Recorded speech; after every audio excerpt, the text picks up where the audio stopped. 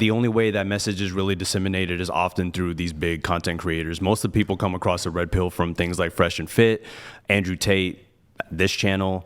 That's how that packet is distributed, and there are prescriptive messages. How did they come across it? I don't know. The internet is the internet. The algorithm. Do you think they made it up? Do I think who made it up? That those red pill creators that you're talking about, do you think that they just made all that stuff up? No, I don't. I think there's too many similar messages for it to be made up. Yeah, so there's like sources for this stuff, right? Wherever they're sourcing it from, I'm not sure, but they're disseminating one such source would be a guy, his name is Rollo Tomasi.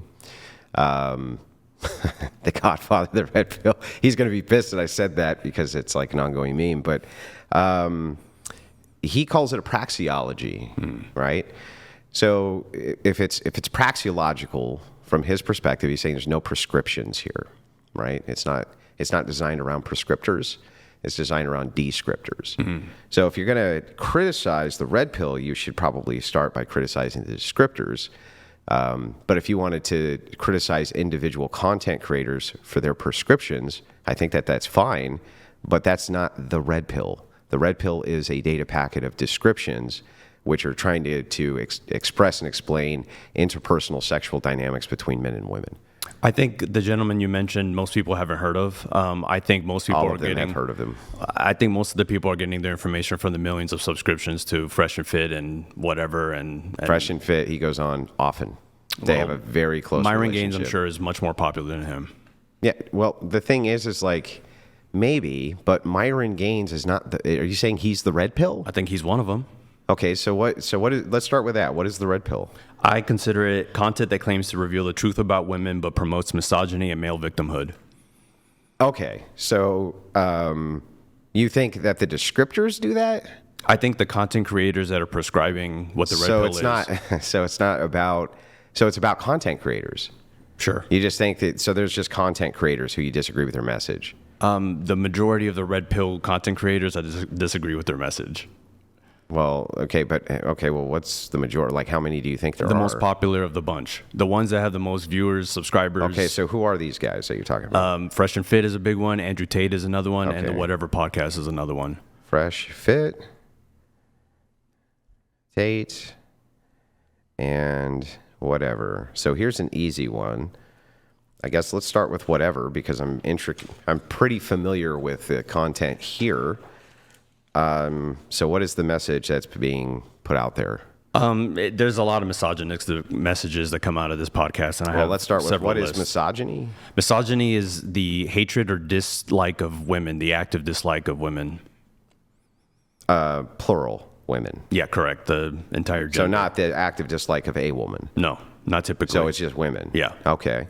So misogyny is the active hatred or dislike of women. Yeah. Got it. All right. And Fresh and Fit is another big culprit of that. Let's start with Whatever. Okay. Yeah. So what is the misogyny or the dislike of women, which is promoted on this channel? It's presented as a dating podcast, but it's really not. The topics that typically come up on this podcast. With that. What makes it not a dating podcast? I'm about to go into that. Oh, okay. Go ahead. A dating podcast should not discuss whether or not women should be submissive, whether women should vote. On Sunday's show, you ask women how many pumps after they tell you to stop is it grape.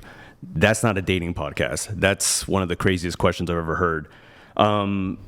You basically say divorce hurts men, marriage is pointless. I don't know how that's helping your audience. I don't know how military conscription has anything to do with a dating podcast.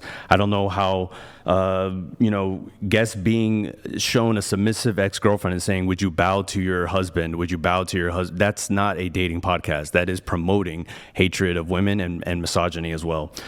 Female guests are pressured to reveal their body count and then mocked. If they don't reveal, they're interrogated until they reveal. Women with OnlyFans are moralized and told to quit. Male promiscuity is excused and celebrated. Women are asked about their peak looks, age, and questioned incessantly. Segments like Man, Bear versus Woods mock women's very real fears about male violence, even though statistical realities are ignored and dismissed as irrational. The super chat roast. The guests love to shit on these women every chance they get. And on this show, feminism and women are blamed for most of men's problems. Do you have a copy of that? I'd like to see it. The thing. Because you just shotgunned a bunch of points, and Andrew, you want to Yeah, I go would You can like have to- it. Yeah, one yeah. by one? I also have peer-reviewed studies if you want those too. Yeah, if you have any, especially if they have a meta-analysis, I'd like to see them. And just to be, before you give your response, Andrew, my understanding here for the debate was primarily going to be about feminism, not specific criticisms of the. Well, I mean, whatever this is, podcast, Prompts but- were about manosphere and red pill. yeah, so this is, I'm actually fine with this, right? So, why it's not really a dating podcast, whether women should be submissive, why, I don't understand. Why would that not be relational to dating? What does submission have to do with dating? Well, because dating is, especially on a dating show, you would be significantly talking about people's preferences when it came to the social experiences they're having with the opposite sex. You're not talking about your preferences. You're talking about their preferences. Because when you talk Both. about submission, you're talking about from your worldview, women should be submissive. Okay, but what, from their worldview, they could also have maybe a counter to that why they shouldn't, or also a lot of them say yes they should. So the idea here for submission, especially, would be I don't see how that's not dating related. I don't know how submission comes up on any sort of date. I don't know if you've ever been on a date in the Well, if last you're 20 asking, years. so but okay, so if I ask you, what type of woman do you want? And you go through the traits and you say, I'd also like a submissive woman. Does that make sense to say as a trait? Sure, I don't know many people that would just offer that up as one of the first things they want in a woman, but maybe those are the people you hang out who with. said it's the first? If I'm You just asking, said if you ask if I'm somebody. asking what's your dynamic, and one of the answers is a submissive woman. Yeah. That comes up all the time for men in dating. Okay. In your circles, perhaps. I mean, no, just in what it. Well, how many dating podcast sample sizes do you have here? I'm on a dating podcast. I made one. I listen to a lot of your shows. I listen to a lot of everything so that's out there. I don't understand any of the dating podcasts that come up when you ask men Yeah. their preference. They've never once says I would prefer to have a woman who's more submissive. The topic of submission only comes up on Red Pill podcasts.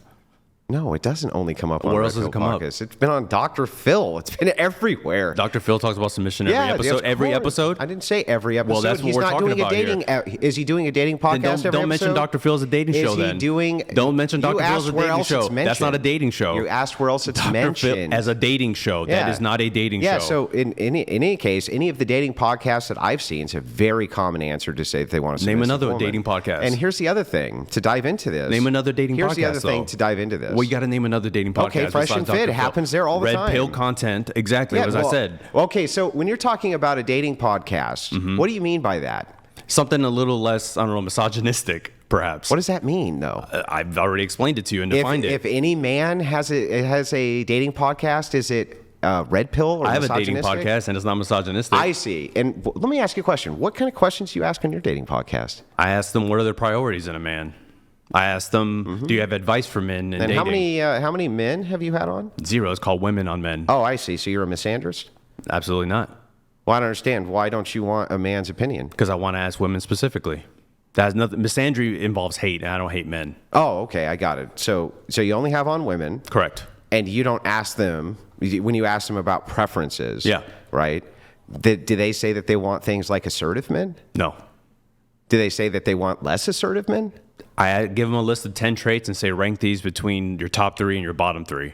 Okay, so you're giving them the answers, I'm not giving them the answers. They take a lot of time to think about it. but you just said you gave them 10 traits. Yeah, that's not the answers. Those are options. Yeah, that's answers that are options you can choose from. So multiple choice. That's not answers. Yes, it's answers. Okay, they're answers, Andrew. Yeah, If that you makes gave them happy. 10 answers and say choose from And these. then they sort them. Yeah, but that doesn't mean Yes, that's their so answers. you're making them choose from answers that you give them. Okay, So you're okay. literally feeding them their answers, Yeah, and I'm feeding then them they their choose answers. them. Yep. And they don't come and say, "Man, I wish you would have had this on the Well, list." how because come? it covers Why it." is it then? Well, how long have you been doing it? Can we get back to misogynistic podcasts? If it is the case, Can we get back to misogynistic and if podcasts? it No, is we're the not. case that it is your criticism, Can we get back to misogynistic? If you're going to have podcasts? criticisms for whatever, I'm going to have criticisms for your podcast. You haven't even listened to it, so don't Bro, talk about it. Do I need to? Pull it up and I listen can to listen it. to it from you. Go ahead, pull it up on YouTube. I can listen to it from Go ahead you. and pull it up on YouTube. You have not watched my podcast, Okay, so did don't you- sit here. We're not did going to you- critique my did- podcast. why not? Because you haven't even watched it. Let's watch it. Go ahead, pull it up. So if we pull we up got your 45 podcast right minutes. now, I can take a 45 look? minutes. 45 minutes put on 2 times yeah. speed, and then we can critique my podcast. yeah. But until then, tell me about another Yeah. non-misogynistic red pill podcast. Well, I don't think any of those are misogynistic podcasts. Yeah, of course not. You got to demonstrate that they actually hate these women. By their actions, by the things, everything that's happening right there. Yeah. So let's go through some more of these. When Myron Gaines has a college table that says women deserve less, you don't think that's a little misogynistic? Is that during his podcast? He is one of the red pill content creators that we're talking I about. had to be a podcast. Dude, I thought I had to be a podcast. Can you now act it like an doesn't adult? have to be a podcast? Can you act like an adult? That is the most childish thing How I've is ever it? seen in my whole That's life. you put the you gave me the criteria. The criteria is the content creators, Oh, it's the including Myron content. Gaines. Yes, Got it. I've always said Got it. that. So, Nothing's changed in my as statement. we're talking about dating podcasts, or Correct. the idea of dating, Correct. Is it also possible there's just not that many? Yeah, there's not a lot of red pill podcasts. The No, main ones, just dating podcasts. There's a ton of dating podcasts. Okay, name some. Mine. Name some other ones. There's a guy named Man We're in Trouble. There's Evie Edit. There's Evie Edit's a dating podcast. yeah, she talks about dating and men and women. Is it a dating podcast though? Yes. So they have. This isn't a dating podcast. So hang on. So they have. This isn't a dating podcast. So on Evie Edit, they have.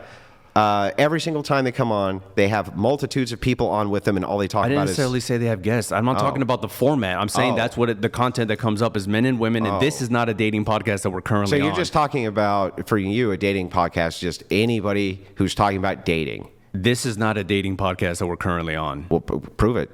I just did. How? Let's go through more. You want me to read them? So here, why don't we do the first one? Whether women should be submissive. I don't understand how would that not be? Yeah, actually, how would that not be a decent question to ask for dating? I don't get it. Do you ask that on your first dates? What, if a woman would be submissive? Yeah. No. Exactly, because it's not a dating question. Why would that? Wait, hang on. Let's back up. Let's assume for a second that anything that I would ask a woman on the first date isn't something you would ask a woman on the first date. What does that prove? I'm saying the things you guys do. Do you think you're going to look better in 10 years? Do you think you're going to look better in 10 years? Is that something you asked on the date? Answer my question. What's your body count? Do you ask that on the first date? Can you answer my question? Do you question? ask what's a body count on the first date? Before you start shotgunning. Yeah, you have different questions. Before you start different shotgunning questions. You have different questions. I'll never answer one of yours if you never answer one of mine. Go ahead, Andrew. So here we go again. What does it actually prove? What does it prove that if I asked a whole sequence of different questions from you on my first date, what does that prove? Yeah, you're not asking these questions on your first date. Can you answer my question? I just did. What does it prove? It proves that you're not asking these questions So on it your doesn't first prove date. anything? It does prove it. What does it prove? That you're not asking these kinds of questions on your first date. So what is that proving outside of that? It proves that these are more misogynistic questions. Hang on, does it also prove that I don't ask any other questions other people would ask that you're not asking here? I have no idea if it proves that Like, or it's not. just so stupid, dude. It proves nothing. Okay. What does it prove? What do those questions prove? Nothing. They don't prove anything. Okay.